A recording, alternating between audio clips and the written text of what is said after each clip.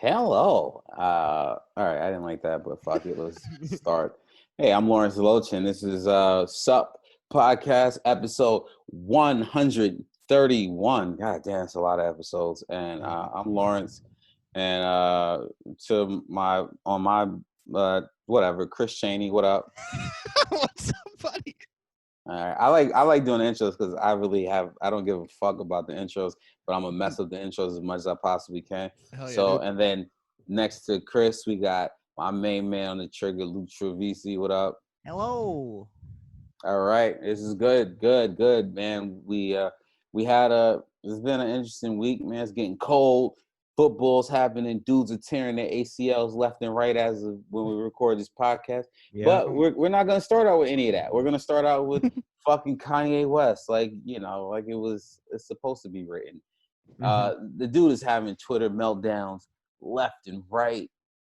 I don't know, man. He's talking about getting his fucking publishing his masters or whatever. I mean, he's talking about a lot of shit. I don't know where you guys want to start off specifically, but my favorite comment out of this rant that he's going on is how he called Puma trash, and he's going to unite Adidas and Puma again. Like, that hasn't been the biggest sneaker rivalry in all of history between the Puma brother and the Adidas brother. I do like the idea of trying to bring the brothers back together. What's funny is that like they don't like they could link up again because like although the business is separated because of the family affair, they're not around anymore. They could join back forces. There's no need to beef anymore. Right. But one of them did the other one dirty. It's true. Do you know the whole history? I really don't. I'm not familiar with it. I'm supposed to pick. There's like a book on it that I wanted to read, but I never got a chance to. I mean, it's just like weird family shit. They basically just stopped fucking with each other, and the other guy was like, you know what, fuck you. I'm gonna go make my own shit, and then he made Puma. Nice. Yeah, he's talking about, he's tweeting about, mentioning a lot of people's, Taylor Swift, Jay-Z, Drake. He's just, wilding out per usual, man. This guy is, it's a lot of, it doesn't make sense, man. This is the most justified rant he's had in a while.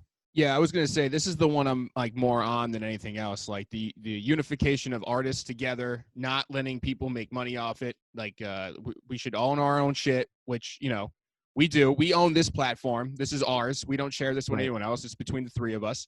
And we should try to keep it that way as much as possible. I mean, I get like if you're a young artist and you want to like, you need the help of a major label, but then you should be able to work something out where you get your masters back. And I think that's basically the pace that he's going on. Him, like, Joe Budden's always been trying to preach in this, and like that's why he left that Spotify thing. And everything is kind of moving in the right direction as far as artists like supporting each other, which I like, and that's one of my favorite part about this is. Joe Budden broke down Megan Thee Stallion's ridiculously garbage contract. Yeah, they're all. It's a problem. It's a real problem. The funniest part was he had to double back on the Puma thing because he was like, "Yo, Puma's trash. They making weird ass shit." I don't think remembering in the moment that like Emory Jones and Jay are Puma right now. I know like Beyonce's with him and Adidas, but like the partnership with Jay, like they're supposed to be. He's trying to like rekindle that friendship. You don't call your friend shit trash though if you want trying to be friends with him again. Well, that's what the first thing I got out of it, and I'm like, this guy is talking shit about Puma, but it's like that's Jay-Z is Puma right now. He's the guy who's trying to reignite the brand. Yeah. So it's kind of like, I think Kanye just can't stay out of his own way. He's talking a lot of stuff, some interesting stuff. He's talking about how Michael and Prince died, Prince died trying to get his masters, his publishing and shit like that. And Kanye's like, if they kill me, it's a lot of deep stuff. I always say, I know, a lot of the way he delivers the message turns off a lot of people, but sometimes, he does have some interesting things he says, but it's just like, rah, rah, rah, cats are crazy, fucking dogs will shoot you. And then it's like, musicians are slaves. Like, it's like, you got to find the right one that's like, oh yeah, he's making some sense, I'm trying to find the tweet where he said, "I'm the head of Adidas." Oh yeah. Yeah, I am the head of Adidas. Also, he put a Grammy in the toilet and pissed on it. I thought that was a little extra. But Mhm. I mean, this guy fucking wild. Like, I wish he had a translator. Because I think we all agree that Kanye is on a genius level. He's on another plane with the amount of money, resources, and ideas this guy has, the will to make it all happen. He needs somebody to make everything his thoughts like digestible. Like how Key and Peele had that anger translator for Obama. Yes, exactly. the That's opposite. That's it exactly. You want a Kanye. That's what you want? You want Kanye? Yeah, so I am the head of Adidas. I will bring Adidas and Puma back together and bring me and Jay back together. All Pumas design are embarrassingly trash. Oh, fuck. But I will personally design Puma and Adidas to make everything okay. And once again, I just kind of take it as, Kanye just, machine gun tweeting, and he, but at the same time, some of the stuff he tweeted, it made some sense.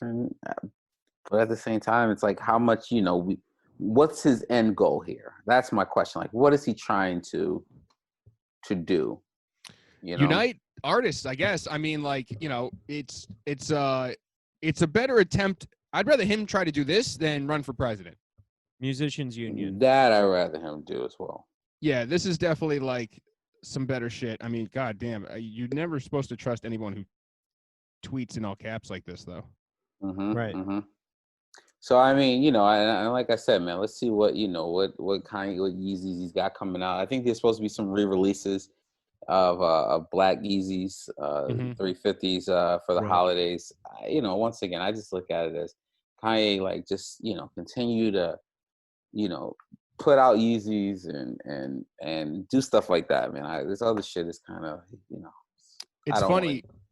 No, it's funny though, because he tweets his whole contract, and like we learned a bunch of stuff from it. You learn how expensive he is. He always goes over budget, like how much a guy like him makes, but then him to go, we gotta stop doing all this shit, and then like to remember that he has his own label, so he probably like gave these contracts to people that he has signed. You know what I mean? Really all over the place though. I hope that he keeps this focus. Maybe ignore the presidential stuff. Let the sneakers do themselves, because you got the rest of the year kind of lined up. He tweeted like the whole release calendar for the rest of the year, which is cool. So yeah, just keep focusing on this, man. Just don't do too much other shit. There you go. Let's listen, man. Let's talk about what the people really want to hear, man. Fucking StockX, GOAT, Flight Club, Stadium Goods, sneakers, fucking shit like that. I ain't got time for Kanye right now. Kanye is not my favorite person, but I do want to talk about this because this is kind of big to me. StockX, the co-founder Josh Luber, he left the company. Yeah. And I'm gonna say this. This is some real shit. I feel like is StockX has provided it became a buyer's market per se, like where dudes were getting shit for little bit over retail for some certain things, under, like, it became like you can lowball. And but StockX is, they're not perfect. They've had a lot of problems in the past. Yeah. And I've dealt with some of their issues, even especially during COVID, where they're overworking their employees. Employees are coming down with COVID. Taking weeks for sellers to get paid. I had to, it took me, I think, almost a month to get paid for shit I sold.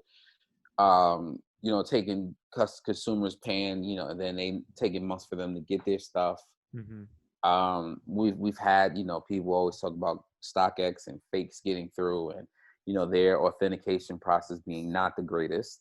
What do you think this means for StockX going forward if their co-founder is skedaddled? Well, I mean, we've covered it in the past. This sector of the culture, I hate that term, but like this, this area is getting a little more corporate and monetized. We have StubHub in there. There's eBay execs at StockX now. So with Josh leaving, I think the authenticity of the company is going to be a little up in the air. Like, I don't know where they're going to go. I mean, they're always going to shoot for the money, but like, it's just how they're going to do it. But generally speaking, I mean, like, I don't think much is going to change as far as the trajectory of StockX. It's just maybe paying attention to where Josh goes, because he's a startup guy. I mean, his track record in this culture has definitely like moved it in certain areas. I mean, he was arguably the first guy to kind of like manage how much shit should cost with his old shit. So maybe just try to follow him and see where he goes. See if it's going in that like baseball card direction that we kind of talked about before that he spoke about. Or if he's going to try to do more with sneakers. But it's definitely seeing where he goes from here is definitely going to be a good watch. But, I mean, as far as what StockX is, I mean, we already know. They're just trying to grab our cash. I feel the same way. I feel like I think this means less innovation in the StockX platform. I think they've pretty much figured out. I think he's leaving at this time because he's like, we've pretty much figured out the formula. There's really not much out. Like the whole thing runs itself at this point, Well, he also said that he kind of like outgrew, like he doesn't, I mean, he said on different platforms, he doesn't like having like a large company. He likes startups. He likes having small groups. I get it. Like, he wants to be on his Luffy shit. So I'm with that. But like, I wouldn't, it's just watching what stock tries to do with our pockets. Yeah. Well, that's what I was going to say. And a lot of times, and I'll say this, a lot of people, they, like you said, they work at startups, they blow up, and then they cash out, and then they get the fuck out, and then, like you said, they go to another startup. I see it all the time. I've seen it all the time in my day of, corporate jobs. I've seen it, man. People, they like you said, the startups. Once they get popping, these people they become hot commodities. So I do think, like I said, I do feel like they've StockX. We discussed this in the past. I think they're good, and then they're bad for the whole sneaker community, because I think it makes reselling a little too easy, but then it makes everyone want to say, fuck it, I'm a reseller now. I'm going to resell this. I'm going to resell that, because it's like, oh yeah, all I could do. But then a lot of people, you think, oh, I can sell this on StockX. And then you realize, like, after fees and all this other shit, by the time you sell it, you haven't made anything. And I think that's what, it's good and it's bad for people who want to be, everyone wants to be a reseller. Everyone. Like you look at that, and then we look at something completely different, which is, Flight Club, which is always, it's been a brick and mortar, who they also had a web shop, but they were a brick and mortar, and people would bring in sneakers and, and I mean, Flight Club is over 15 years old, the store, and they've always had the 80-20 split in terms of sales. So, for the listeners out there, if you never like co-sign with Flight Club, you bring in a pair of sneakers. If you say, hey, I'm selling these for $1,000, Flight Club's like, all right, well, for you to even put these shits in our store, we're getting $200 for the sale, and you get your $800. And I think Flight Club, and partially because of the fact that like places like StockX with their seller fees, for, like I said, making it easier for people to sell, they now are kind of modifying. So it's interesting how StockX has definitely changed the game, but at the same time, they're not perfect. And then that was the next thing I was going to talk about, guys, with Flight Club reducing their seller fees. Yeah. Yeah. I mean, definitely a good move by Flight Club. It makes them see, because I mean, they've been a pioneer in this. They were the first of their kind in New York here. It's good to see them like at least be considerate. I think that's the best word to use in this situation. Like, they're considering the seller in that, because I mean, we spoke about this off mic, where it's the more personal ways to do it, like Instagram, even like, I'm sure Nike Talk has gone back to like linking up with people like, yo, I got this, you want to meet up? Like, how do you want to do this? Like, more independent type shit. So for them to go like, all right, we realize that this shit's kind of getting fucked up, we'll reduce the fee so just you guys can get it cracking again. I think it's a smart move by them. Yeah. I think you want to go ahead. No, go ahead. I think as far as like this move though, this is I think this is in response to what happened in LA. I think this is Flight Club trying to get the trust of the that makes sense, of their clientele back. Like, this is like the best way, because like we all knew they were going to take a hit somehow, because there's no way you just lose $100,000 worth of sneakers and just come out scot-free. So this is probably where they probably figured, if we're going to take a cut anywhere, we'll take less on the seller fees, and people can start selling their shoes with us again and maybe regain their faith that way. Well, I also feel like, I mean, when you talk about like seller fees being reduced on Flight Club to what 9.5%, Yeah, you also 9.5. realize that they're in business. Goat purchased them. Yeah. So Goat's model is, it's the 9.5 and then the 2.9, the fee for, the ACH PayPal fee. So when you start looking at it, if Goat is doing this and they purchase Flight, then it's like, okay, they're in business together, but Flight is like, it's like how many people can genuinely, how many listeners, I want to know how many listeners have genuinely bought sneakers from Flight Club. And in the history of, sneakers, have you guys ever purchased a pair of sneakers from Flight Club? Never. No. No. I've purchased one pair of sneakers in my day from Flight Club. One. And I'm talking, I've been buying and fucking reselling sneakers for 20 plus years at this point in my life. And one, because Flight Club, when you have a markup of 80/20, you have to realize that the prices of the sneakers are so insane. So if you look at Flight Club now and you look at a pair of SBs, if say for example, I just looked on, Flight Club the other day, I was like, someone was selling a pair of Silverless Dunks for $1,800. But then if you go on GOAT, that same pair that is $1,800 on Flight Club is $1,300. Yeah. Right. You see what I'm saying? So it's like a lot of times Flight Club's clientele became were either like rich people, celebrities, people who said, Flight Club's the only place I'm gonna buy sneakers from. But with these apps, if you can just, you could put in a bid on your phone, go to bed, and then someone accepts the bid, overnight. I think it becomes so much easier when you say, oh man, fuck it, I'm just gonna buy from GOAT. Yeah. I'm Totally. gonna sell on GOAT. When you have these when you have Flight Club, you have to go to Flight Club.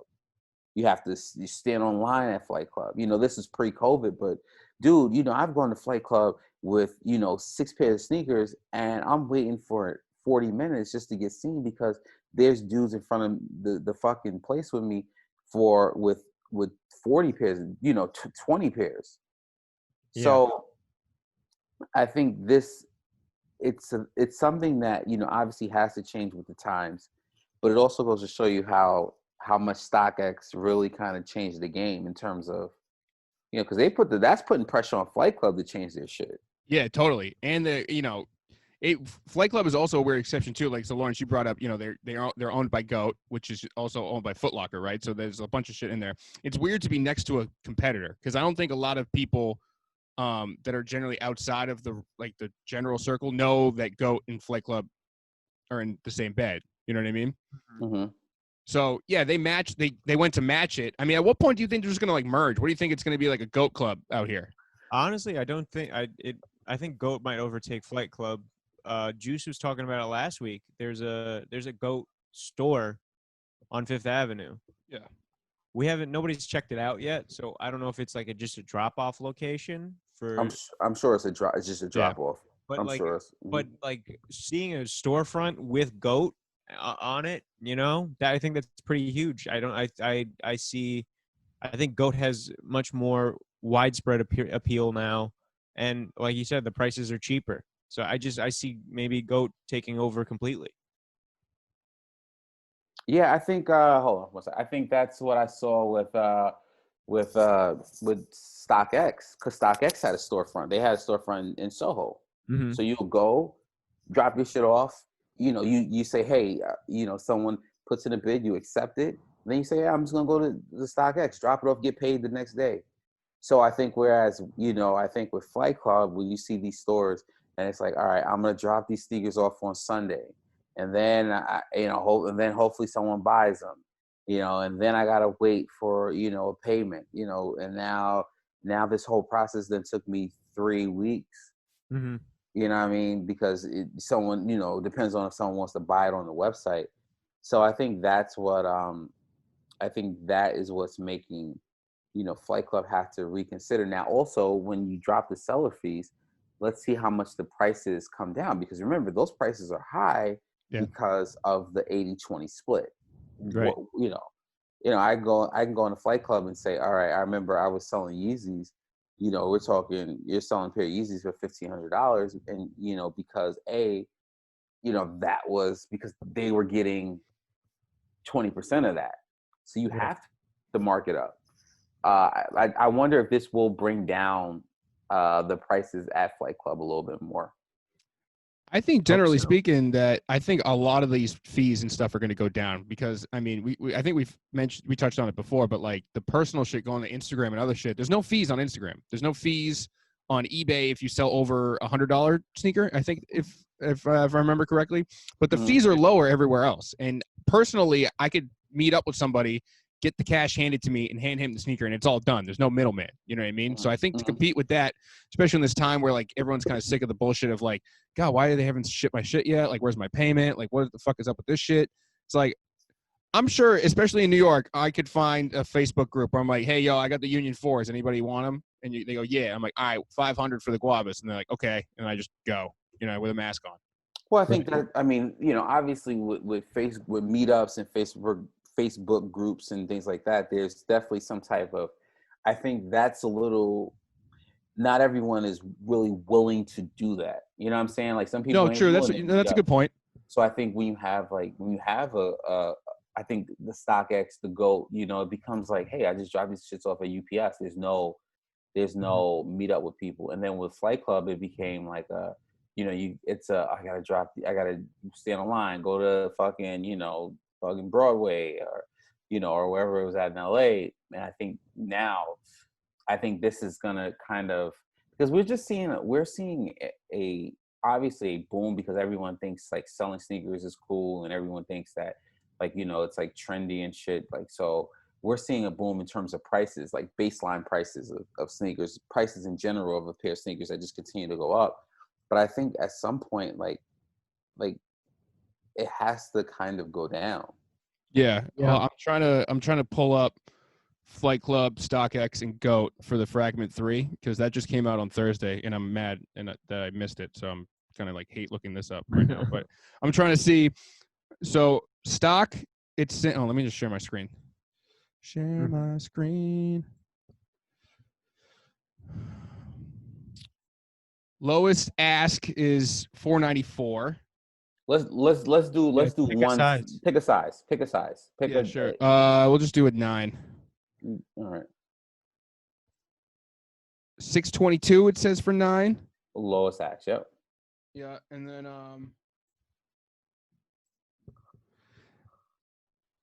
$720 plus on Flight Club. That's a size 7. Go to a size 9. That's a size. Yeah, sorry, hold on. Oh, $1,000 plus. $1,000. Ooh. Yeah, so we're talking a good chunk of change. That's a strong percentage higher on Flight Club. Yeah, here's the other thing though, is that I don't know.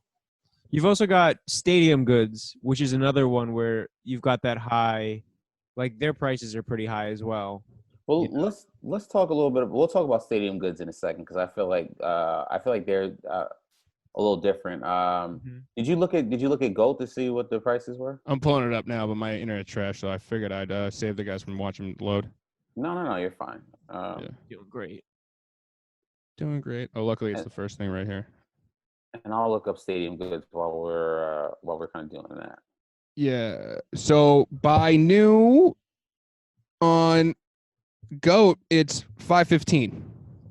All right, size 9. It doesn't really say a size here, but I mean that's still a good gauge.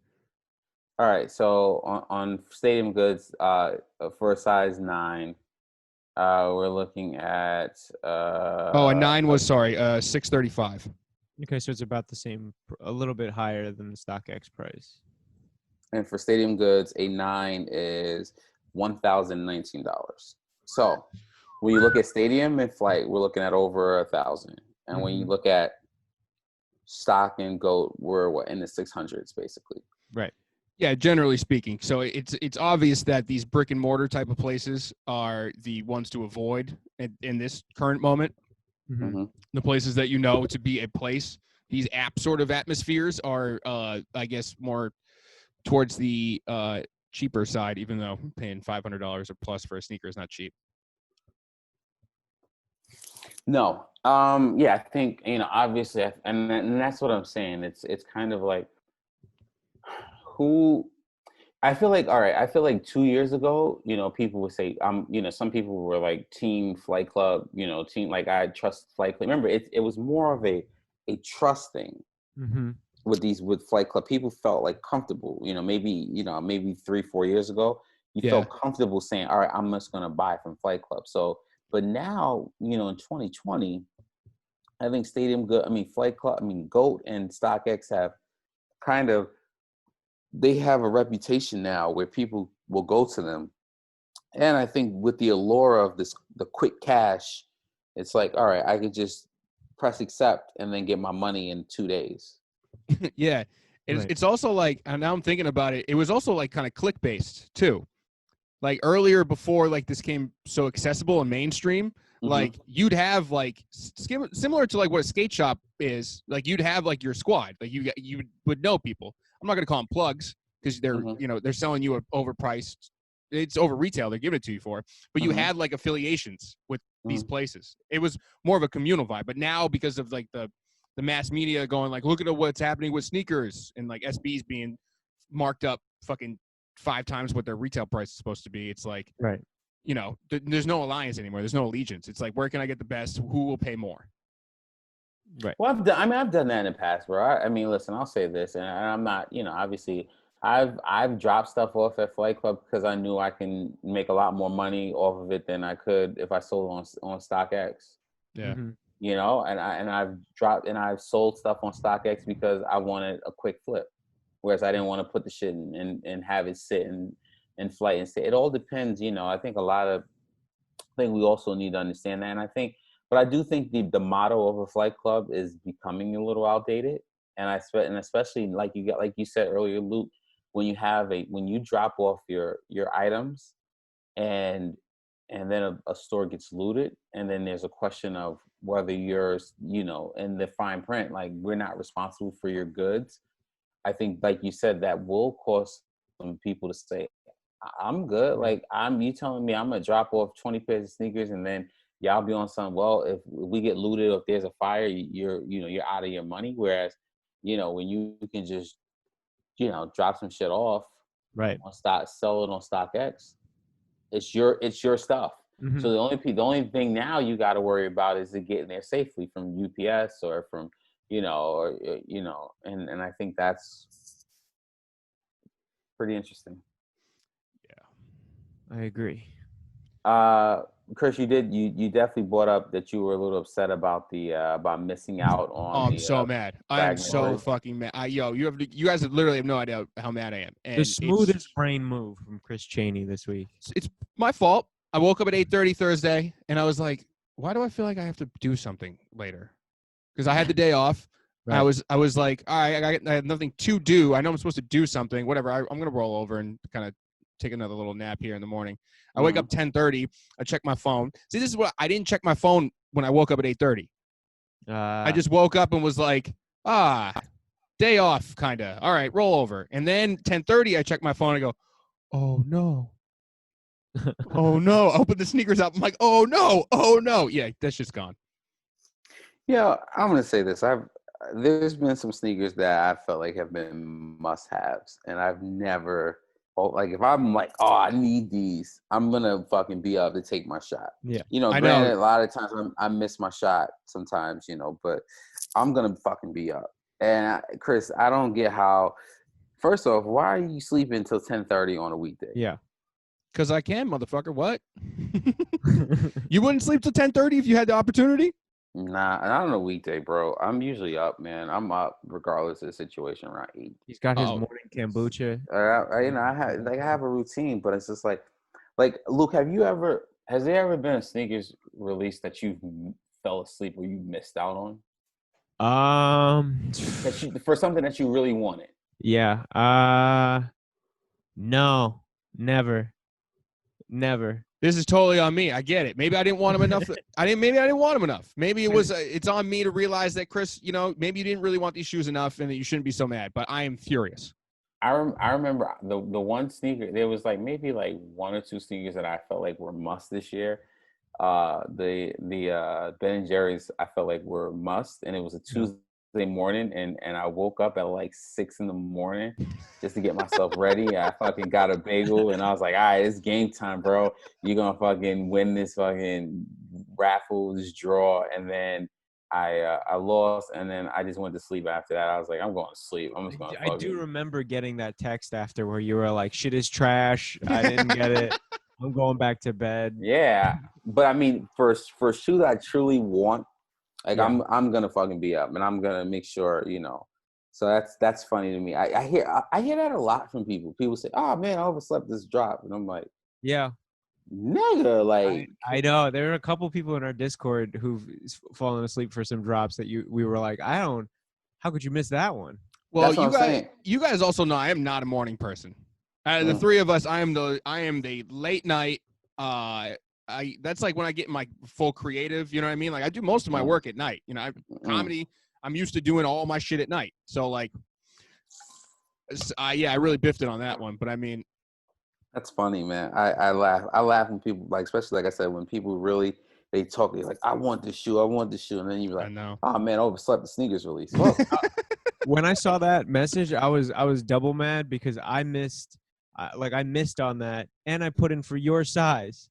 So I Oh was like, really? I'm the only one out here looking out for Chris. Chris not even looking out for Chris right now. Yeah, I that's know. like don't have me looking out for you, and then you don't even look out for yourself, I bro. know it's fucked up. Although Lawrence, I will say I do like the idea of like on the days you're excited, you get up and you go to the coffee shop, and they're like, "Oh, Lawrence must be trying to get a shoe today. Look at it, he's here early. He's in such a good Man, mood." They're I like, want the to. barista's like, "Hey, what are you trying to get today?" And then Lawrence I, just goes on this long ass rant. I get a fucking bagel, you know what I mean? So I'm excited, but no, I mean, like I said, I mean, the odds of getting a sneakers release, I mean, Oh, it's getting to the point now where it's laughable, bro. It's really laughable about like, you know, like I'm not like it's insanity.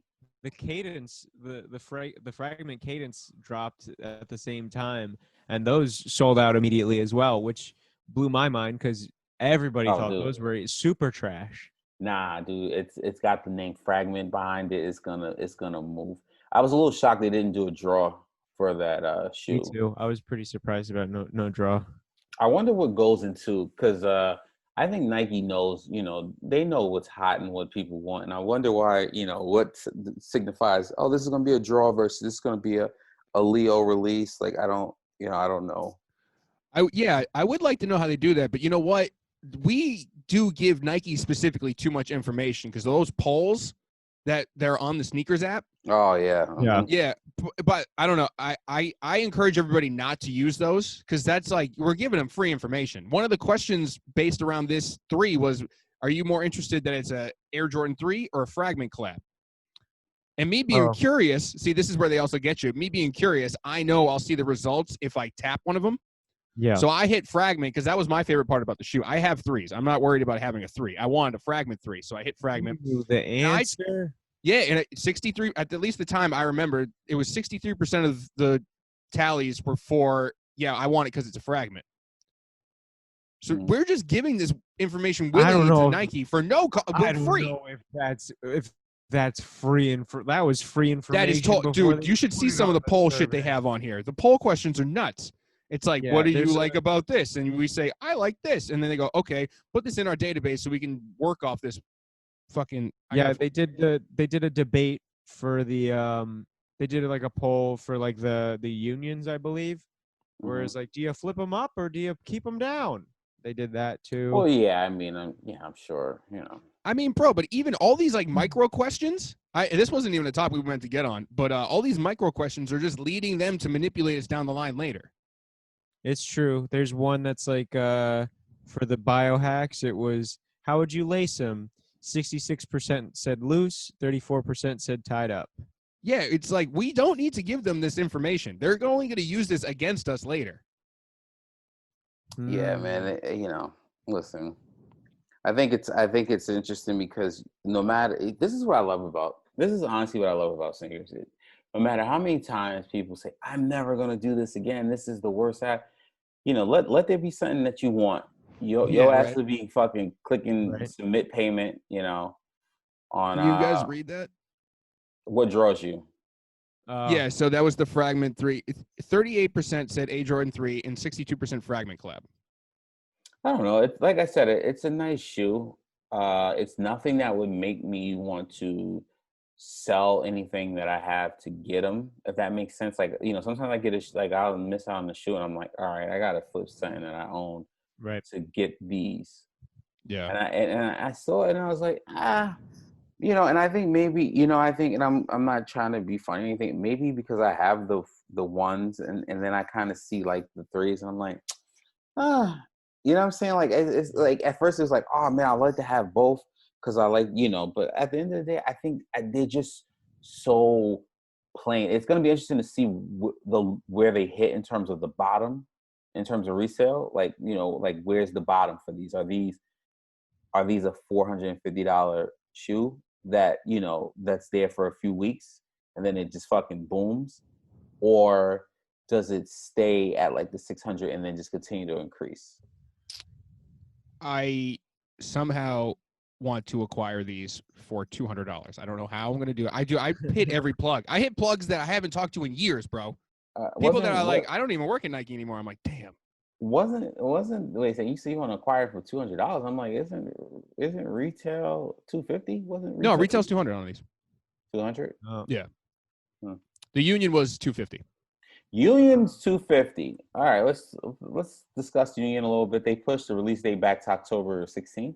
Yes. The Yes. sneakers release. It's going to be a draw. There's going to be no guavas. I don't know. I like I said, man. I think the guavas are going to be one of those shoes that that kind of I'm going to look back on and be like, fuck, man.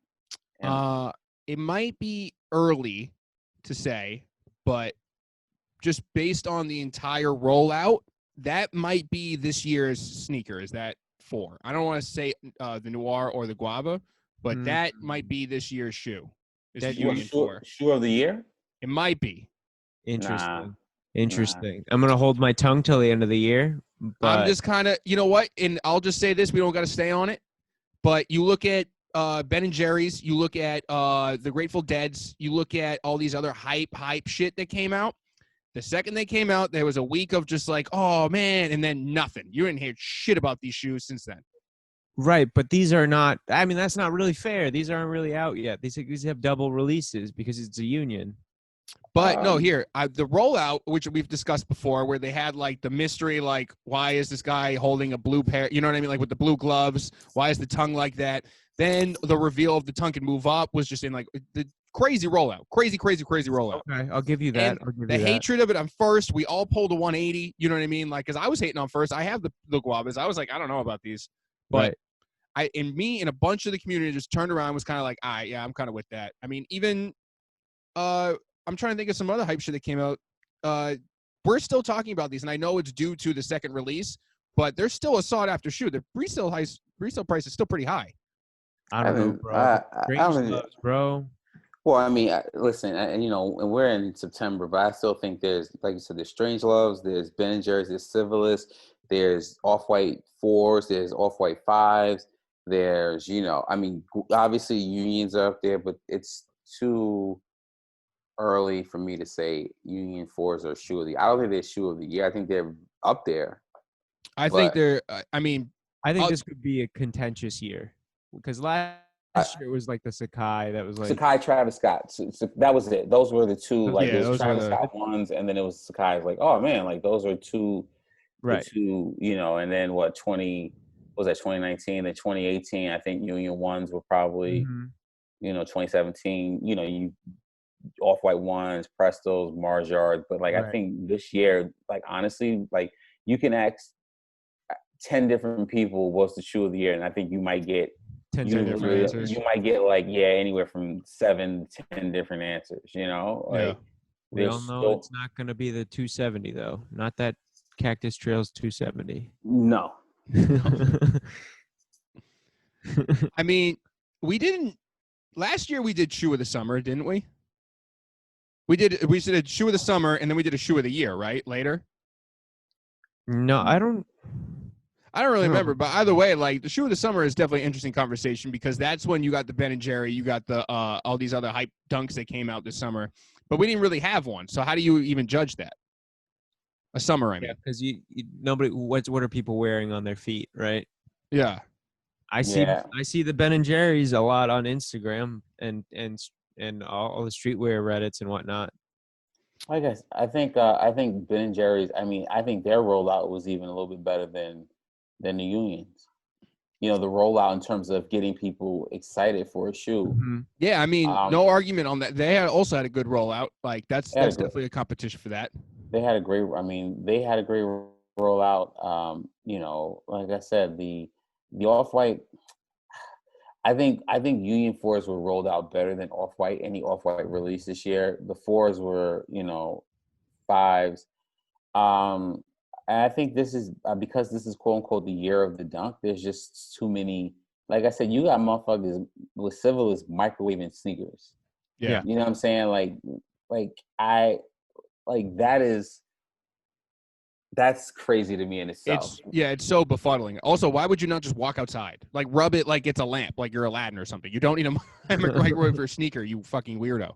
Well, that's what I'm saying, and you know, and I'm gonna be honest with you, and I like I said, I've acquired a few things this year, but I do, and at least the stuff that I got, I think the Civilist is definitely, it's such a unique shoe. I also, like I said, Strange Loves. I think they're complete. Like there's just Gorgeous. the gorgeous sneaker. Like you know what I'm saying. So there's just so many different. Hold on, fuck, who got that touchdown? Who got that? Oh wait, is it the Patriots game? Yeah, Patriots game. Hold on. Who's winning? Hold on. Fuck. Hold on. Guys, back to being interrupted by sports during the podcast. Yeah. This is what you guys came here for.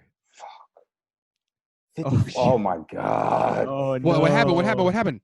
Nah, Matt Lejeski, the guy who came in the room earlier, he is probably going. Hold on, this is not good. This is not good. This right here. For any new listener that's with us right now that maybe wasn't here last year during football season. Son of a bitch. All right, I don't want to talk no more. All right. Wait, what's the score? 14-14. Okay. All right. Okay. What quarter? Second. Okay. All right. No, for any new listener that's with us right now, Lawrence has a gambling problem. Yes. And so do my roommates. Yes. And they gamble against each other every Sunday. I don't know why they do this to each other. But every Sunday, my living room is full of derelicts that gamble against Lawrence. A bunch of degenerates. What are you doing with your face, dog? You got to remember your camera in front of you. I don't give a fuck, man. All right, listen, man. I don't know, man. Let's do some hypeless heat and get out of here. Yeah, let's do some hypeless heat, man. Oh, wait. You want to talk about the Yamamoto shit real quick or not? Yeah, I mean that was a collaboration I slept on. I wish I didn't. I liked a lot of like the pieces. Well, just my only comment is I can't believe they didn't do it sooner. For those who don't know what we're talking about the Yamamoto Supreme drop that came Thursday. Yamamoto, I think, is mostly known in this realm for his Y3 collaboration with Adidas. Mm-hmm. He's Y3, the overpriced part of Adidas. Yes. So I mean, yeah, this was a long time coming. I just can't believe it only happened now, and I'm really not mad at it. It's good shit. Simple pieces. That's it. Yeah, they all look pretty nice. I wanted that parka. But you know how it goes. Am I gonna be the Parker guy now? Like that's like one of those pieces where I'm like, yeah, I gotta question my choices. Oh yeah, we haven't really talked about when we bought something that wasn't within our like wardrobe, and then we had to like change our whole wardrobe based on what we bought. Huh. That's a conversation for another time, though. Yeah, for another time. But let's do hypeless heat and get out of here. So Lawrence can go cry in a corner. I assume you lost a bunch of money just now. I didn't lose a bunch of money. I'm not happy right now. I'm sorry. We got to start doing this podcast on Saturday fucking morning. All right, let's hypeless heat. Luke, what did you tell me it was? We'll start with yours. I chose a 327, a New Balance 327. Oh, that's right. It's just a classic kind of just a classic running shoe. from New Balance with what's the one with the big N on it? Yeah, hold up. I'm coming up You have here. it? You know what? We didn't really talk about it, but New Balance 992s kind of have a moment going for them right now. I was gonna try to pick a pair of 992s because 992s have kind of grown on me over the years. But these guys, I mean, if you want a pair of I like waffle sole shoes a lot. I missed out on the Sakai's. These I find would be a suitable replacement as far as colorways go. That I could just be like, look, I tried, you know. Yeah, I I mean, would go with these. as far as like because the normcore dad shit had a moment and it kind of left, but like the presence is still there, left behind. These were a great adjustment that New Balance made, changing the N to this huge N. Yes. I think that was a very good way for the dad to flex. Does that make sense? I hate the terminology we have to use, but like the small N was like super dad shit, super like Steve Jobs. This big N shit is kind of like, oh yeah, I could, yeah, this is my little flex right here. You see my big N? See my big N? See my big N? You know? Big N. Yeah. I'll go with mine next. So after last week, we had Juice Foster on, and he picked a DC, and I miss skate shoes now. Like after him showing us that DC, I was like, damn, I used to not this one specifically. I think it was called the Nyla, but I remember I liked Lakai a lot. So I went and checked out Lakai's catalog, and this proto shoe in this wheat colorway specifically is fucking flames. I like this a lot. Yeah, I like that they're called tobaccos. That's pretty cool. Yeah, and then I mean, even some of these other ones, like these crazier colorways, aren't that bad. If the shit will fucking load. I mean, it's just a clean show though. You can get it crazy, you can get it clean, or you can get it all over the place. Mm-hmm. You know. All right, Al, what do you got, buddy? Black Air Force Ones, because you can fucking rob people in them.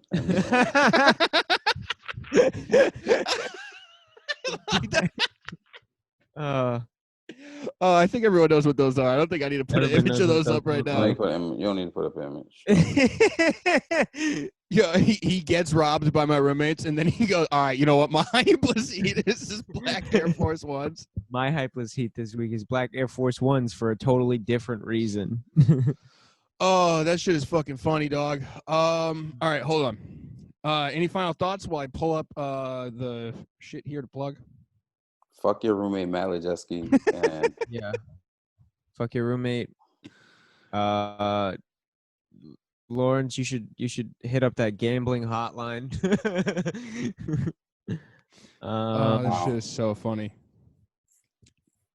All right, I want to quickly plug. We have a phone number.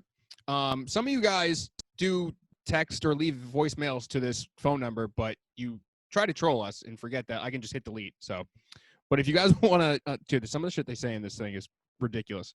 But if you want to hit us, if it's a viable question or if it's something that we can actually play on the podcast, we will. You can text it or you can leave a voicemail at 1-908-299-6910. Nice. Pick that phone number because there was 69 in it. You know? I know. That's why you did that. Giggity. So you could also follow us at subpodcastnyc. We have an email that you can also email subpodcastnyc@gmail.com. I mean, I am at notthatcheeny.com. We have Trovisis. We have LZD325. And I guess the main direction we want to point most of our listeners to is the Discord. That is our main hub where we all kick it, hang out. And if you're new to Discord, if you don't really stand it, like come on in, just download it, hit the invite, and we'll help you figure the rest out. We'll definitely make sure that you know what's going on in there. Yeah, absolutely. Awesome. Shout out to Ray, who emailed us last week. We just sent him back an email. Thanks for sending out an email. Thanks for listening to the podcast. Our guy Ray. Awesome. Thank you. I guess that's it. All right, Lawrence, you can go cry in a corner. I'm gonna go see hopefully Cam Newton get some rushing touchdowns here, and then that's it. Yep. All right. All right, peace, guys. We'll see you next week. How's it going? Peace.